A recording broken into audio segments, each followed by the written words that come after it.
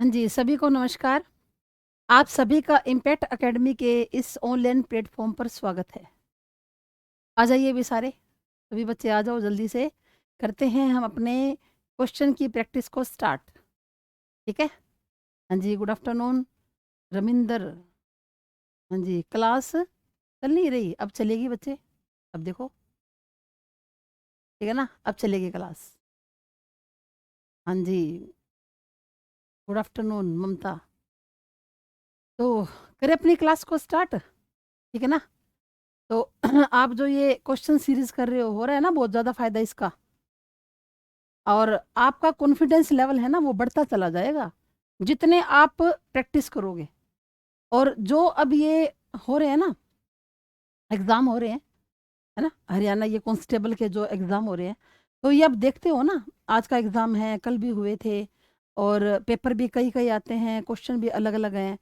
तो आप हिंदी का आप देखिए, बताइए मुझे कि क्या आपसे वो हिंदी सॉल्व हो रही है? यस मैम, ठीक है ना? हिंदी सॉल्व हो रहे हैं ना जो एग्ज़ाम के अंदर आई, वो आप सॉल्व कर पा रहे हो ना? तो अगर आप उस पेपर को सॉल्व कर पा रहे हो, तो ये बहुत अच्छी बात है आपके लिए। केवल हिंदी का ही नहीं, बल्कि साइंस का, मैथ्स का, यानी कि हर चीज़ का आपको जो सॉल्यूशन है ना, वो फटाक से आना चाहिए। तभी तो हम आपको करवा रहे हैं, इतनी मेहनत कर रहे हैं, हर रोज़ इसकी ये पीपीटी तैयार करते हैं आपके लिए, कि भई बच्चों का फ़ायदा हो जाए। कहीं से 1 नंबर भी कटना नहीं चाहिए बच्चों का, सिंगल नंबर भी, ठीक है? तो चलो चलो भई, चलते हैं हम अपने सीरीज़ की तरफ। तो ये पूछ रहा है कि शय जो ध्वनि है, क्या पूछ रहा है? कि जो शय ध्वनि है, वो किसके अंतर्गत आती है? आपको ये बताना है। ये दंतव्य है, मूर्धन्य है, संयुक्त वर्ण है या मूल स्वर है? ये पूछ रहा है कि किसके अंतर्गत ये आती है? तो भई ये आती है, संयुक्त वर्ण है ना? मैंने आपको क्या बताया था कि हिंदी वर्णमाला के अंदर कितने संयुक्त वर्ण हैं? 4 हैं। कौन-कौन से? एक तो श, एक त्र, एक ज्ञ और एक कौन-सा? शरय। ये 4 जो है ना, वो हिंदी वर्णमाला के अंदर क्या है? संयुक्त वर्ण है। ये बनते कैसे हैं? ये कैसे बनते हैं? देखो, त्र, ये श बनता है, आधा क, प्लस में आधा श और प्लस में क्या? ए। और आपको ये एग्ज़ाम में कैसे दिया जाएगा? कै प्लस में श, क्योंकि ए इसके अंदर मिल जाएगा, ठीक है ना? तो हाँ, ठीक है, बिल्कुल बी है सबका। त्रय कैसे बनेगा? आधा तय, आधा रे और प्लस में क्या? ए। तो आधा तय और प्लस में क्या आ जाएगा? रे। जै कैसे बनेगा? जै और यै और प्लस में आएगा ए। तो कैसे बनेगा बच्चों? जै और यै। और ये श्रय कैसे बनता है? श और रे और प्लस में क्या आ जाएगा? ए। आधा श प्लस में रे, ठीक है? चलो जी, नेक्स्ट है हमारा, हिंदी में मूलतः वर्णों की संख्या कितनी है? बड़ा आसान प्रश्न है। आसान है ना ये? तो इसका तो फटाक से जवाब आना चाहिए अपने पास। कितने हैं भई? 52। वर्ण कितने हैं? 52। अगर पूछ लिया जाए मानक वर्ण कितने हैं? तो भी कितने हैं भई? 52। और पूछ लिया जाए हिंदी में मूल वर्ण कितने हैं? तो मूल वर्ण कितने हैं भई? 44, 44, ठीक है ना? हिंदी में मूल वर्ण कितने हैं? तो ये कितने हैं? 44 है, ठीक है? आगे देखो, ये कहता है कि ये जै, वैसे जै होता है, हम लोग बोलते ग हैं इसको। जै वर्ण किन वर्णों के संयोग से बना है? बताओ भई? ये तो कट गया, ठीक है ना? और ध भी नहीं होता। अब ये कट गया क्योंकि ज आधा होता है। अब इसके अंदर ये गलती है, ये पूरा है भई, इसने थोड़ा-सा सही नहीं लिख रखा। तो कैसे बनता है? ज और प्लस में य। कैसे बनता है? ज प्लस में य, ज बनता है। तो कौन-सा आएगा नंबर? 3 वाला। फिर देखिए आगे, अब ये बोल रहा है कि कोई भी छंद किसमें विभक्त रहता है? कोई भी छंद हो ना, वो किस में बटा हुआ, विभक्त माना बटा हुआ रहता है। तो देखिए, चरणों में, यति में, या दोनों में ही कोई भी छंद किस में विभक्त यानी कि बटा हुआ रहता है, जिससे छंद मतलब अलग अलग होता है। बताओ, इसका बता दो मुझे। कोई भी छंद किस में विभक्त रहता है, किस में बटा हुआ रहता है, बताओ। यति क्या होता है? देखो, यति का मतलब होता है विराम, यानी कि प्रत्येक चरण के बाद हम लोग क्या लेते हैं? यति लेते हैं। बिल्कुल, good afternoon Parveen, good afternoon, और मोनिका, मोनिका की भी गुड आफ्टरनून। तो आंसर क्या आया? ए। ये कहता है एक बच्चा कि कोई भी छंद चरणों में बटा रहता है, बिल्कुल सही। यति तो चरण के बाद ली जाती है बच्चे। यति का मतलब आराम। जैसे हम बोलते हैं, जाति न पूछो साधु की, पूछ लीजिए ज्ञान, मोल करो तलवार का, पड़ा रहने दो म्यान। तो चरणों में बटा होता है प्रत्येक छंद, 4 चरणों में, पर किसी किसी छंद में 6 चरण भी होते हैं। ठीक है। और यति तो वो होती है जो चरण के बाद विराम करने के लिए ली जाती है। फिर देखिए, ये कहता है कि जिस छंद के पहले तथा तीसरे चरण में 13-13, ये छंद का पहला चरण श्री गुरु चरण सरोज रज, उसके बाद निजमनु मुकर सुधारी दूसरा, बरनऊ रघुवर विमल जसु तीसरा, और जो दाए कुफलचारी, ये होता है चौथा चरण। ठीक है। तो ये जो पहला और जो तीसरा चरण होता है ना, इन दोनों को क्या बोला जाता है? इनको विषम चरण बोला जाता है भी। इनको क्या बोलते हैं हम लोग? विषम चरण। ठीक है। और जो ये दूसरा और जो चौथा होता है, इसको हम लोग समचरण बोलते हैं। क्या बोलते हैं? समचरण। तो ये बोल रहा है कि विषम चरणों में पहले और तीसरे में तो मात्रा कितनी? 13-13, और दूसरे और चौथे में कितनी? 11-11। तो हमें पता है ये दोहे में होता है, दोहा। ये किस में होता है? दोहा। रमिंदर, ये नहीं होगा बच्चे, उल्लाला तो मैंने आपको करवाया ही नहीं, उल्लाला मैंने आपको नहीं करवाया अभी तक। उल्लाला में तो 6 चरण होते हैं, ठीक है ना? हाँ, उल्लाला में 6 चरण होते हैं। तो उल्लाला करवाया नहीं, ये नहीं होगा। ये अपने पीछे वाले का है, ये तो पीछे वाला का है अभी, सॉरी रमिंदर, ये तो ए पीछे वाले का लिखा हुआ था, मैंने सोचा ये है। हाँ बिल्कुल, कौन सा आएगा? डी आएगा। आगे क्या कहता है कि मन की उत्तप्त वेदना, यानी कि मन जो है ना, ये कहता है कि वेदना से भरा हुआ है। वेदना माना दुख। मन ही मन में बहती थी, जो मन में जो पीड़ा उठती थी ना, दुख, वो मन ही मन में बहता था। थोड़ी सी व्याख्या करने की कोशिश किया करो, टूटी फूटी जैसी भी हो। चुप रहकर अंतर्गत में, मतलब अपने मन में चुप रहकर कुछ मौन व्यथा कहती थी, दुर्गम पथ पर चलने का वो संबल, संबल माना सहारा। कहते हैं कि मुश्किल पथ पर चलने का वो सहारा छूट गया था, अविचल अविकल वह प्राणी भीतर से टूट गया था। इनमें ये कह रहा है कि कौन सा रस बता चल रहा है? तो शांत तो है नहीं, शांत रस तो नहीं है। आदमी का मन शांत कहाँ है? वो तो बेचैन है, विकल है। जब शांत रस होता है तो इंसान बिल्कुल क्या हो जाता है? शांत हो जाता है। शांत तो होगा ही नहीं भाई, है ना? फिर कहता है कि वियोग, वियोग कहाँ है? ऐसा तो कुछ नहीं कह रहा है कि नायक और नायिका दोनों बिछड़ चुके हैं, ऐसी तो कोई बात नहीं है ना? फिर कहता है वत्सल, ये भी नहीं। वत्सल तो वो होता है कि जहां संतान से क्या किया जाए? प्रेम किया जाए, संतान के प्रति क्या हो? प्रेम की भावना हो। तो आएगा कौन सा? करुण। करुण क्या होता है? रस होता है भाई, करुण रस होता है। रस कौन सा होता है? करुण। और इसका स्थायी भाव, स्थायी भाव क्या होता है भाई? शोक। करुण रस का स्थायी भाव शोक है। शोक का मतलब क्या? दुख। जब देखो मन में दुख की भावना होगी तो रस कौन सा बनेगा? करुण बनेगा। अब इसके अंदर दुख की भावना ही तो है सारी, कि वेदना मन ही मन में बहती थी, मतलब सहारा छूट गया। अब उसको मतलब क्या हो रहा है कि भीतर से टूट गया। तो रस कौन सा आएगा? करुण, यानी कि दुख ज्यादा हो चुका है और ज्यादा दुख होने के कारण अंतर मन की ऐसी क्या है स्थिति है। ठीक है, तो इसमें करुण आएगा भाई। थोड़ा सा कोशिश किया करो कि क्या करने की, व्याख्या करने की, चाहे आप टूटी फूटी ही कर पाओ, व्याख्या करोगे तब पता चलेगा कि इसके अंदर किस बात का वर्णन है। वीर रस का स्थायी भाव क्या होता है? उत्साह, ये तो सीधी बात है। वीर रस का स्थायी भाव क्या होता है?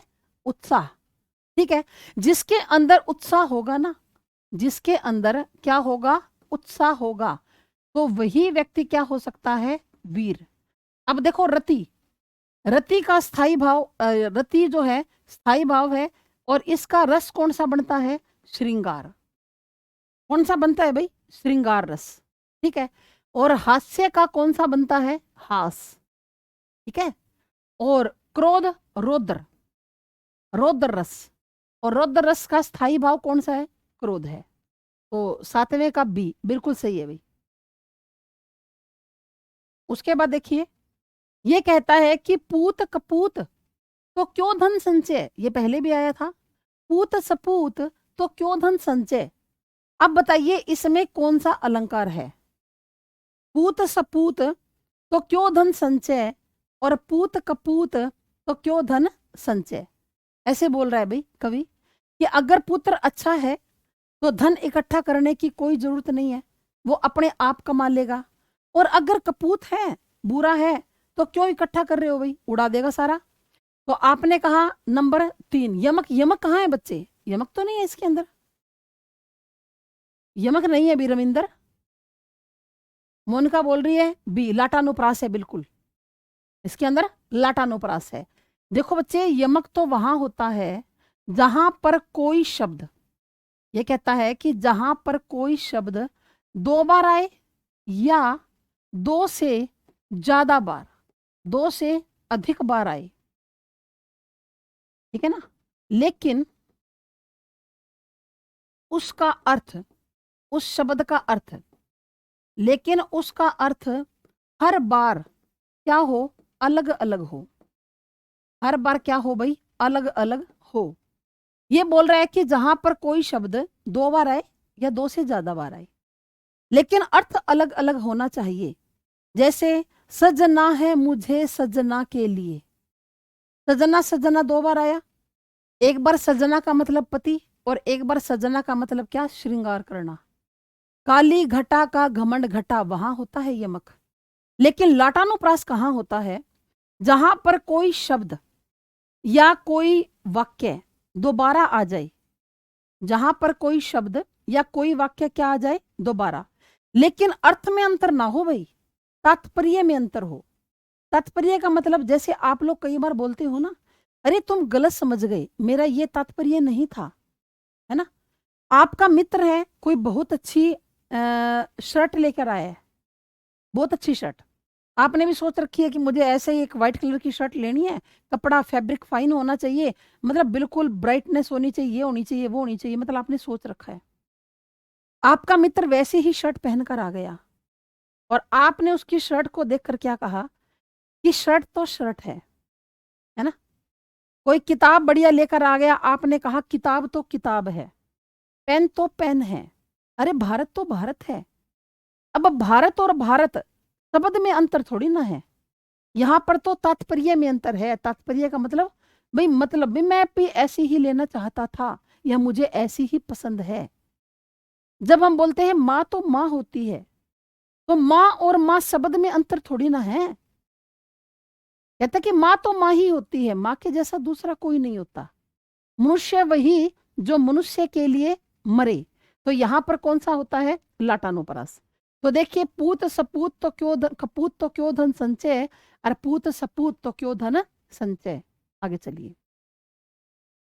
उसी तपस्वी से लंबे थे देवदार 2 4 खड़े, कौन सा अलंकार है? अरे फटाक से बता दो, ये तो 1 मिनट में आंसर आना चाहिए भाई। ये कहता है कि उस तपस्वी से लंबे थे, उस तपस्वी से लंबे थे, आगे देवदार 2 4 खड़े। ठीक है, आपने क्या देखा कि यहाँ पर से आया हुआ है, तपस्वी से लंबे थे, देवदार दो चार खड़े, यानी कि देवदार का जो वृक्ष है इसकी तुलना की जा रही है किसके साथ? तपस्वी के साथ। ठीक है ना, इसके साथ, तपस्वी के साथ। तो यहां पर कौन सा है? उसी तपस्वी से लंबे थे, देवदार दो चार खड़े, तपस्वी के समान, उपमा है भाई, इसमें कौन सा है? उपमा है। आगे देखो, तापस बाला सी गंगा कूल, इस पंक्ति में कौन सा अलंकार है? तो तापस बाला सी फेरा गया, तो उपमा है इसमें भी, है ना, इसमें भी कौन सा है? उपमा। अनुप्रास कहाँ होता है? जहां पर कोई भी व्यंजन वर्ण की आवृत्ति हो, व्यंजन वर्ण की क्या हो? आवृत्ति हो, कि बार बार आए, स्वरों की समता जहां, चाहे होए न होए, व्यंजन की समता मिले, अनुप्रास है सोए। स्वर चाहे आपस में मिले या ना मिले, इस बात से कोई फर्क नहीं पड़ता, पर व्यंजन वर्णों की क्या होनी चाहिए? आवृत्ति होनी चाहिए। कौन सा होता है वहां पर? अनुप्रास होता है। मानवीकरण कहाँ होता है भाई? जहां पर प्रकृति, जो प्रकृति है ना, प्रकृति पर मानवीय क्रिया, मानवीय क्रियाकलापों का, मानवीय क्रियाकलापों का आरोप किया जाए, आरोप किया जाए। जो ये हमारी प्रकृति है ना, इस पर मानव के क्रियाकलापों का क्या किया जाए? आरोप। जैसे हम यूं कहते हैं कि पेड़ खड़े बाहें फैलाए, नदियां मीठा गीत सुनाती, है ना। उसके बाद रूपक कहाँ होता है? जहां पर उपमेय को उपमान ही मान लिया जाए। जैसे एक राम घनश्याम हित, एक राम घनश्याम हित चातक तुलसीदास, यानी कि तुलसीदास जी ने खुद को तो चातक पक्षी मान रखा है और भगवान राम को क्या? काले बादल। वहां रूपक होता है। उपमा की सीधी पहचान है क्या? कि जहां पर सा, ते, पी, सम, समान, सरिस और तरीखी शब्द आ जाए, वहां पर हमेशा उपमा होता है। ठीक है ना, आगे चलो। फूले का सकल मही छाई, जनु बरसा ऋतु प्रकट बुढ़ाई। तो कौन सा अलंकार है? अब आपको इसकी व्याख्या नहीं आती, कोई नहीं, आपको क्या करना है व्याख्या करके, आपको तो यहाँ अलंकार बताना है। फूले कास सकल मही छाई, जनु बरसा ऋतु प्रकट बुढ़ाई। बताओ, तो आपने यहाँ किसको देख लिया? जनु को। मैंने आपको कहा था कि जहां पर मनु आ जाए या मानो आ जाए, जनु आ जाए या जानो आ जाए, मनु मानो जनु जानो, या फिर मानहू और जानहू आ जाए, या फिर ज्यो और जैसे शब्द आ जाए, वहां पर हमेशा उत्प्रेक्षा अलंकार होता है। ठीक है ना, मनु मानो, जनु जानो, जो जैसे, मानहू या जानहू, ये शब्द आ जाए, हमेशा कौन सा होगा? उत्प्रेक्षा। तो उत्प्रेक्षा है भाई। शुद्ध शुद्ध बताना है आपको। तो ये तो हमने कल भी की, परसों भी किया था ना, विभिक्षिका। भय को बड़ी की मात्रा आएगी और शय को छोटी की। आप कहोगे मैडम बड़ी ई छोटी कैसे हम लोग जाने एग्जाम के अंदर? देखो बच्चों, बोलकर देखना पड़ेगा। जैसे हमने कहा वी, जैसे हमने क्या कहा? वी, तो ई की साउंड नहीं आ रही, व की आ रही है। भी, शी, का, बोल के देखा करो भी। अगर किसी अक्षर को बोलते समय अगर व्यंजन की साउंड आती है, इसकी व्यंजन की, जैसे भी, तो भय के ऊपर जोर दिया जा रहा है। शी, तो ई के ऊपर क्या है? टी, तो वहां पर क्या? से के ऊपर जोर दिया जा रहा है। देख लिया करो कि किसके ऊपर ज्यादा दबाव है, तो ऐसे ये जाना जाएगा। त्रुटि, ये तो सभी को पता है, ये वाला होगा त्रुटि। त्रुटि टै की साउंड आ रही है, अगर ई की साउंड ज्यादा आती ना, जैसे जैसे हमने लिखा नदी, अगर आप बोलोगे ना नदी नदी, तो द की साउंड तो दब रही है और ई की ज्यादा आ रही है, नदी, तो यहां पर बड़ी की मात्रा आएगी। जब हमने कहा त्रुटि, तो ट की तो उभर रही है और ई की दब रही है, त्रुटि, त्रुटि, है ना, हम लोग क्या बोलते हैं, त्रुटि, तो यहां पर क्या आएगी, छोटी की मात्रा आएगी। फिर देखिए ये भी आसान है, गृहिणी होता है, क्या होता है, गृहिणी। गृहिणी कौन होती है, घर के अंदर जो रहती है औरत, है ना, जिसको आप बोलते हो हाउस वाइफ, है ना, गृहिणी। फिर देखिए ये पूछ रहा है कि परोपकार में ये बताओ संधि कौन सी है, परोपकार। और मैंने आपको क्या तरीका बताया हुआ है संधि पहचानने का, कि जब तक आप संधि विच्छेद नहीं करोगे आपको पता नहीं चलेगा कि संधि कौन सी है। कभी भी अंदाजा मत मार के आना, आप अपना खुद का संधि विच्छेद कीजिए तभी तो आप जान पाओगे। ठीक है, जैसे परोपकार हमने यहां पर लिख लिया, परोपकार, तो आप क्या करोगे, इसको तोड़कर देखोगे, क्या करोगे, इसको तोड़कर देखोगे, ठीक है ना। तो परोपकार में क्या निकाल लोगे, यहां से ओ निकाल लोगे, क्योंकि यहां तो संधि नहीं हुई, संधि यहां है। और ओ कहां बनता है, गुण संधि में। ए या आ के बाद यदि ऊ या बड़ा ऊ आ जाए, ठीक है, तो यहां पर क्या रह गया हमारे पास, पर, और यहां पर क्या रहा, पकार रह गया। भी यहां पर हमारे पास क्या बचा, पकार। तो एक तो जाएगा इसके साथ, और इन दोनों में से एक किसके साथ जाएगा, इसके साथ जाएगा। तो पर होता है, परा थोड़ी ना होता है, और उपकार में ऊ क्या आएगा, छोटा आएगा। तो संधि कौन सी है अभी इसके अंदर, गुण संधि है। संधि कौन सी है, गुण, ठीक है ना। एक विसर्ग संधि में भी ओ बनता है, लेकिन यहां पर विसर्ग नहीं है। आप कहोगे मैडम हमें कैसे पता चलेगा यहां पर विसर्ग नहीं है, कैसे पता चलेगा यहां पर विसर्ग नहीं है, ऐसे पता चलेगा, ऐसे इसको कर दो ना संधि विच्छेद, पर प्लस में पकार, ऐसे कर दो, पर प्लस में पकार। अब देखो अगर हम ओ तो इसका बना देंगे, पर पकार कोई शब्द थोड़ी ना होता है, पकार तो कोई शब्द होता ही नहीं, तो कौन सा आएगा, बी आएगा, बिल्कुल सही। कौन सा शब्द स्वर संधि का उदाहरण है ये बताना है।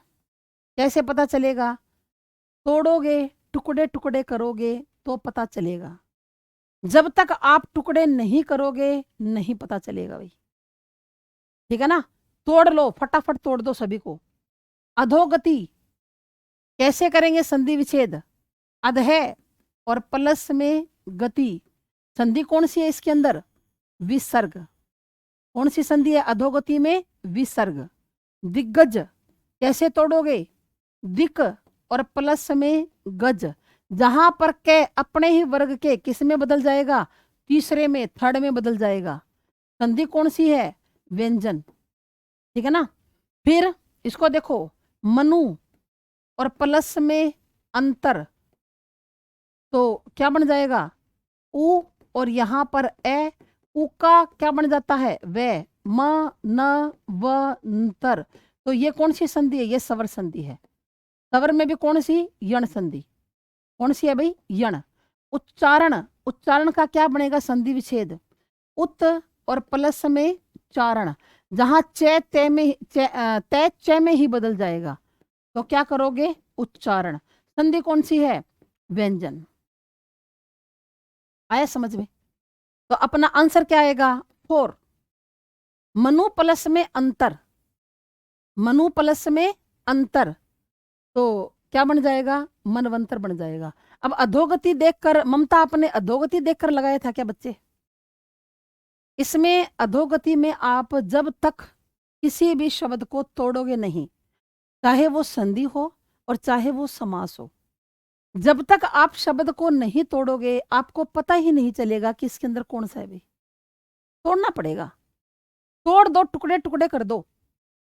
आपको पेपर में पूछ रहा है, ये क्वेश्चन आ गया कि किस में स्वर संधि है, कभी भी अंदाजा मत मारना, चार जो ऑप्शन है ना, चारों को तोड़ लो फटाफट फटाफट, 1 मिनट में बात क्लियर हो जाएगी। और नहीं तोड़ोगे तो गलत करके आओगे। चलो जी, निश्चल का संधि विच्छेद है, और इसकी तो मैंने आपको ट्रिक बताई थी। मैंने आपको कहा था कि हिंदी में हमारे पास 3 श हैं, एक तो श और से। जब ये तीनों आधे आते हैं शब्द के बीचों बीच, जैसे निश्चल, तो श क्या आ गया, आधा। तो संधि विच्छेद क्या करेंगे, अरे से को हटाओ और विसर्ग लगाओ, एले बात खत्म। नहीं प्लस में चल, तो ये आएगा निश्चल। नहीं प्लस में चल, मुझे लगा आधा वर्ण है तो विसर्ग होगी, हाँ तभी तो मैं बोलती हूँ ना, इसलिए मैं बोलती हूँ कि आप अपना संधि विच्छेद करो। अपने को ऐसे कई बार लगता है कि इसमें आधा है तो विसर्ग होती है या जो भी है, पर इसमें अपना गलत हो जाता है बहुत बार। कौन सा आएगा, चौथा। पुचकारा कुत्ता सिर चढ़े, ठीक है ना, पुचकारा कुत्ता सिर चढ़े, पुचकारने पर कुत्ता भी प्यार दिखाता है। फिर ओछे लोग ही इस जमाने में तरक्की करते हैं, नगण्य व्यक्ति हैं, यही आएगा, ये अपने पहले भी आया था। जो ओछे लोग होते हैं ना, घटिया प्रवृत्ति के जो लोग होते हैं, वो मुंह लगाने पर ज्यादा लाभ उठा देते हैं। जैसे कुत्ते को पुचकारने से सिर पे चढ़ जाता है वो, ठीक है ना। 3 दिन मेहमान, चौथे दिन हवान, अरे वाह जी वाह, मेहमान तो 3 ही दिन के अच्छे लगते हैं ना। 3 दिन से ज्यादा हो जाए ना तो यूं लगता है अरे ये जाएं और अपना काम करें अपा। आजकल की लाइफस्टाइल ऐसी हो चुकी है ना। तो कहते हैं कि 3 दिन तो मेहमान और चौथे दिन हैवान। तो क्या कहता है, आतिथ्य थोड़े दिन का ही अच्छा होता है, अतिथि का कभी अनादर नहीं करना चाहिए, नहीं। मेहमान भी कभी कभी शैतान बन जाता है, नहीं। तो साल में दामाद को अधिक अधिक नहीं रहना चाहिए, नहीं आएगा। आतिथ्य जो होता है ना, वो थोड़े दिन का ही अच्छा होता है। आतिथ्य का मतलब क्या, जैसे हमारे घर में कोई अतिथि आ गया है ना, और वो हमसे क्या करवा रहा है, सेवा, तो थोड़े दिन की अच्छी होती है, ज्यादा दिन कोई नहीं करना चाहता। तो इसका मतलब है, किसी के घर जाओ ना, ज्यादा दिन नहीं रहना चाहिए, बस 1-2 दिन रहो और चलो भाई। हाँ, ऐसा ही है ना। ज्यादा दिन रहेंगे ना तो ये कहावत लागू हो जाएगी, अब देख लेना कि 3 दिन तो मेहमान और चौथे दिन ऐवान हो जाता है वो। फिर वो मुंह से तो कुछ नहीं कहते हैं, मुंह से ऐसे कैसे कह देंगे भी तुम चले जाओ, लेकिन ना अंदर ही अंदर यूं सोचते हैं पता नहीं कब जाएगा, कितने दिन हो गया आए हुए, सारा काम रुक कर खड़ा हो गया, है ना। ऐसा ही होता है भाई। चलो, अधजल गगरी क्या फैली जाती है, लुढ़कती है, उछलती है या छलकती है, तो नेचुरल सी बात है, छलकती है। अधजल, अगर गगरी यानी कि घड़े में आधा जल, आधा घड़ा भर लो ना, और उसको सिर पे उठा के चलने लग जाओ, छलकता जाएगा, छलक छलक, इधर पानी गिरेगा उधर, और भरा हुआ होगा तो नहीं छलकेगा, है ना। अधजल गगरी छलकत जाए। आगे कहता है किरकिरा होना, पता है, अरे किरकिर आ जाएगी तो क्या हो जाएगी, विघन आ जाएगा ना। आप रोटी खा रहे हो, कोई कंकड़ आ गया, दाल में कोई कंकड़ था, तो क्या हो जाएगा, किरकिरा, अरे मजा किरकिरा हो गया रोटी खाने का, है ना। तो आप बताओ, किरकिरा होना, कंकर होना थोड़ी ना होता है, ना बाकी रहना, ना अनहोनी, बस विघन आना। अब हम लोग कहते हैं जो मजा किरकिरा हो गया अभी रोटी खाने का, मतलब बीच में विघन आ गया। विघन क्या आ गया, वो किरकिर किरकिर हो रही है मुंह के अंदर, है ना। फिर देखो जी, नाच नचाना, तो नाच करवाना, तंग करना, नृत्य करना या कठिन कार्य करना। नाच करवाना नहीं भाई, तंग करना या नृत्य करना भी नहीं हो सकता, कठिन कार्य करना। जैसे आप कहते हैं ना, अब कई बार वाक्य में प्रयोग किया करो उसको, कैसे भाई, मेरे तो सिर में ऐसा दर्द हो रहा है, मेरे को नाच नचा रखा है, मतलब तंग कर रखा है, तो ये आएगा भाई। कठिन कार्य करना नहीं आता, नाच नचाना, तंग करना। जैसे कई बार नहीं कहती महिलाएं, भाई ये तो इतना शरारती हो गया बच्चा कि नाच नचा रखे हैं सारे लड़कों को, मतलब सबको परेशान कर रखा है। बोलते हैं ना हम लोग, कोई बच्चा ज्यादा शरारती हो जाए, कहा ना माने, कहते हैं नाच नचा रखे है इसने तो थोड़ा सा ना वाक्य में प्रयोग करके देखा करो। अगर कोई ऐसा मुहावरा आ जाता है ना, आपको एग्जैक्ट मीनिंग नहीं पता उसका, पेपर में तो करना पड़ेगा, तो क्या करो, उसको वाक्य में प्रयोग करके देख लो, यानी कि तंग करना। पगड़ी रखना, उधार लेना, नहीं, पगड़ी रख के उधार थोड़ा ना ली जाती है। सिर पर पगड़ी बांधना, ये भी नहीं आएगा। मांगना नहीं, इज्जत बचाना। पगड़ी रखना माना इज्जत बचाना। जैसे वाक्य में प्रयोग करें कि भाई मेरे मकान की नीलामी हो रही थी, लेकिन मेरे दोस्त ने ऐन वक्त पर मदद करके मेरी पगड़ी रख ली, है ना, कि मेरे मकान की नीलामी हो रही थी, है ना, लेकिन दोस्त आया, ऐन वक्त पर उसने मदद कर दी और मेरी पगड़ी रख ली, मतलब मेरी इज्जत बचा ली उसने। तो क्या आएगा? इज्जत बचाना। पगड़ी रखना मतलब इज्जत बचाना। और अगर इसकी जगह यूं आ जाए ना कि पगड़ी उछालना, तो बेइज्जती करना आ जाएगा, कि भरी महफिल में पगड़ी उछाल दी, यानी कि बेइज्जती कर दी। तो मांगना नहीं आएगा, पगड़ी रखना, इज्जत बचाना आएगा भाई। ये कहता है कि भाववाच्य वाक्य का चयन करो, यानी कि वाच्य के टॉपिक में से ये पूछा गया है। हमें किसका चयन करना है? भाववाच्य का। तो सीता कपड़ा सीती है, ये तो भाववाच्य नहीं है, तो ये कौन सा है भाई? ये तो कर्तरीवाच्य है। क्यों? अगर सीता की जगह आ जाएगा राम कपड़ा सीता है, तो बदल जाएगा। अरे ये तो पहले भी आया था ना एक दिन। यहां बैठा नहीं जाता, कपड़ा सिया जाता है, और मेरे द्वारा पुस्तक पढ़ी गई, ये भी नहीं आएगा। मेरे द्वारा पुस्तक पढ़ी गई, ये अपना कर्मवाच्य है, ठीक है। तो यहां बैठा नहीं जाता, वैसे ही होना चाहिए। पर कपड़ा सिया जाता है, ये भी भाववाच्य ही होते हैं। पर वही बात है ना, कई बार है ना, पूछने वाले को नॉलेज नहीं होती इस बात की। तो आप अगर एग्जाम में आ जाए तो इसको कराना, यहां बैठा नहीं जाता। क्योंकि अगर ऐसा वाक्य हो जहां पर कर्ता ना हो भाई, तो भी वो भाववाच्य होते हैं। जैसे कपड़ा सिया जाता है, गिलास टूट गया, पौधे मुरझा गए, अखबार बांटे जाते हैं। अगर कर्ता ना हो तो भी वाक्य कौन सा होता है? भाववाच्य। लेकिन यहां पर जो बिल्कुल सही है ना, वो नंबर 2 वाला आएगा भी, नंबर 2 वाला कर लेना, ठीक है। आगे चलो।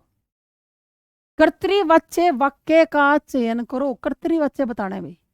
मोहन पुस्तक पढ़ता है, यही है, बस यही है। मोहन पुस्तक पढ़ता है, क्योंकि पुस्तक कौन है यहाँ? पुस्तक पढ़ता है। अगर मोहन की जगह आप जब भी कर्तृवाच्य को चुनते हो ना, हमेशा क्या किया करो? कर्ता बदल कर देख लिया करो। मोहन पुस्तक पढ़ता है, और अगर मोहन की जगह क्या आ जाए? सीमा, तो क्या आएगा? सीमा पुस्तक पढ़ती है, फिर ऐसे आ जाएगा, यानी कि ये बदल गया, ठीक है। आपके द्वारा मालूम हुआ, तो ये तो भाववाच्य है।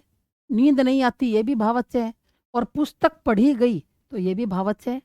ये एक ही है कर्तृवाच्य। तो निम्न में से सरल वाक्य का चयन करो। सिंपल सरल वाक्य बताना है भाई।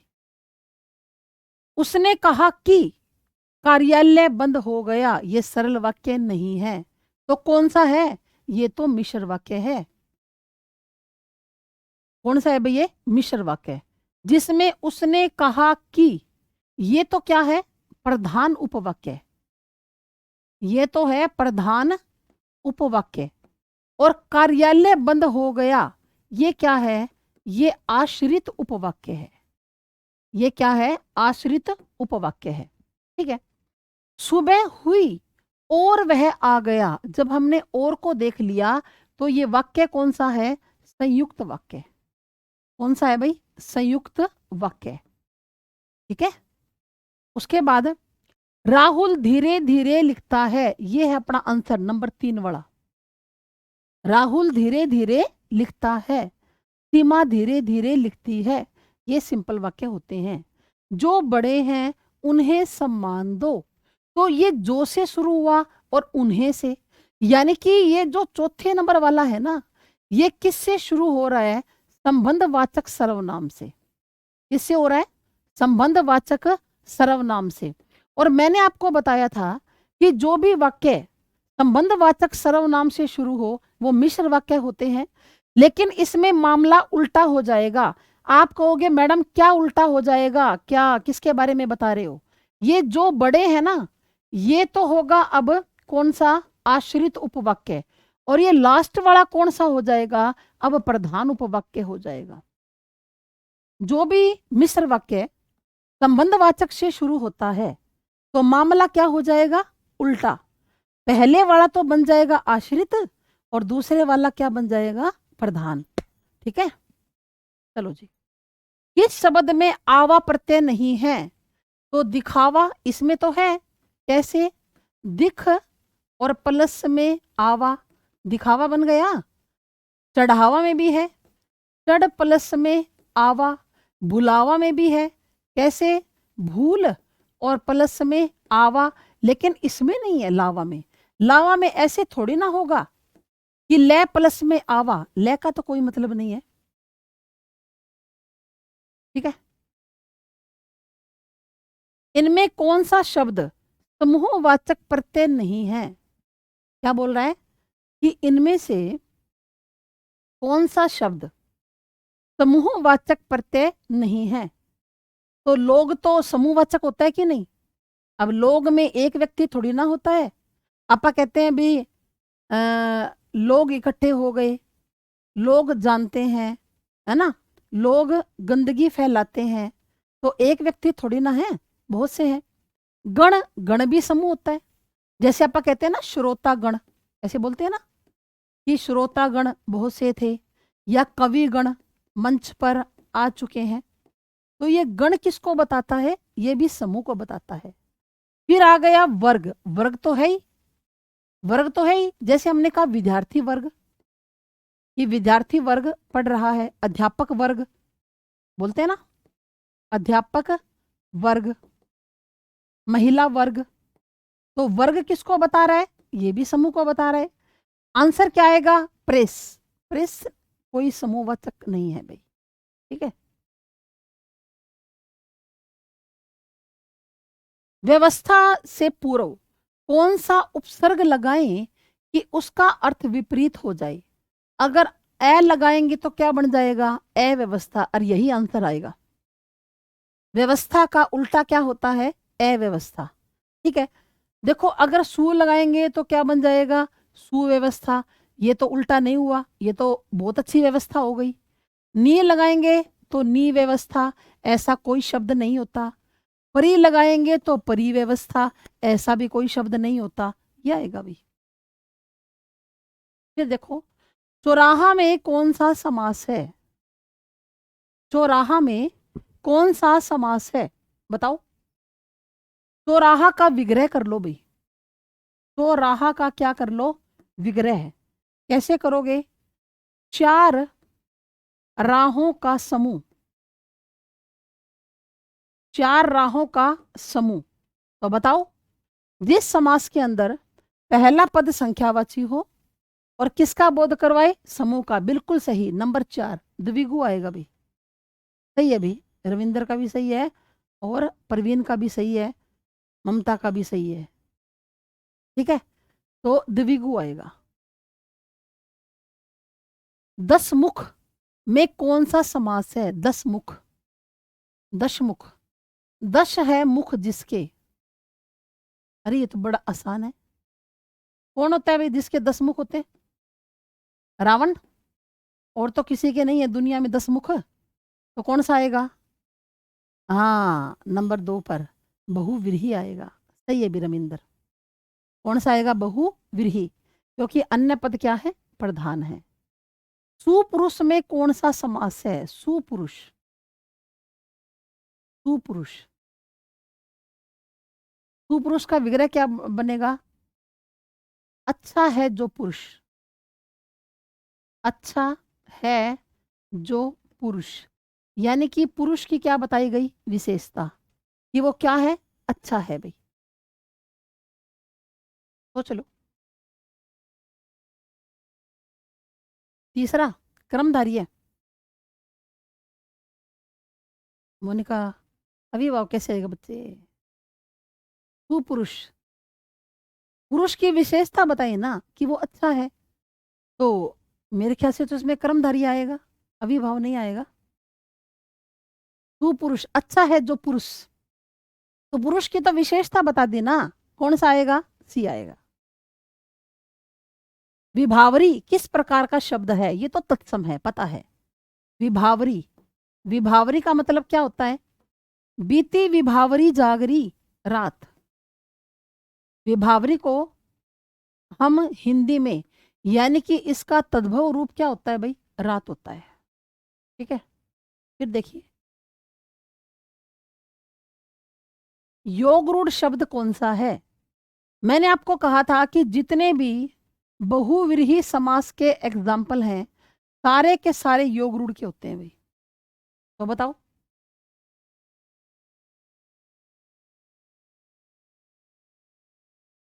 बताओ बताओ, कौन सा है योग रूढ़?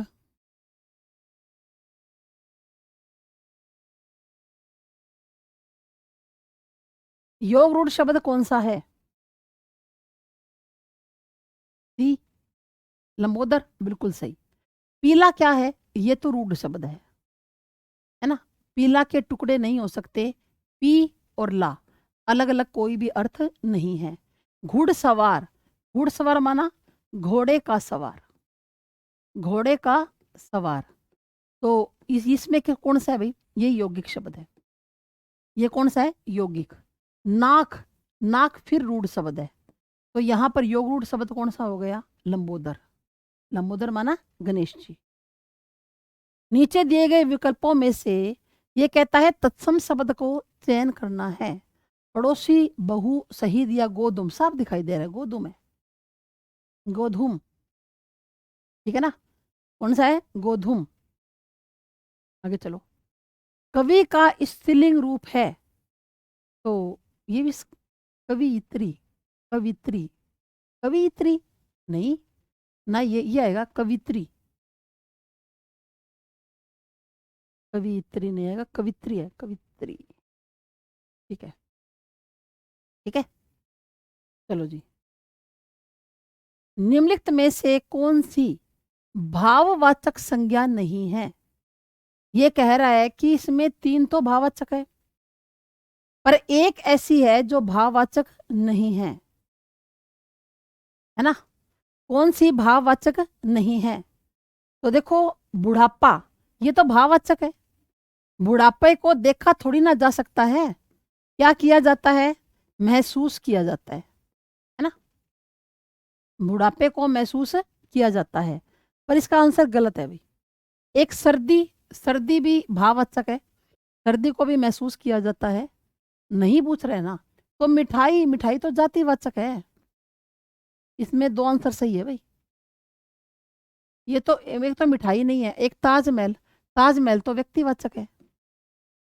ताजमहल कौन सा है? व्यक्तिवाचक। हाँ, अगर ये जो है ना मिठाई, इसकी जगह अगर होता मिठास तो बात बढ़ जाती। अब ये दोनों सही हैं भाई, कोई बात नहीं, ये तो प्रैक्टिस सेट है, एग्जाम में ऐसा नहीं होता। और अगर हो भी गया तो फिर उसके ऊपर रिट लगनी तय है। ठीक है, क्योंकि देखो, मिठाई तो अपने को दिखाई देती है। विशेषण की विशेषता बताने वाले शब्द, ये कहता है कि विशेषण की भी विशेषता बताएंगे।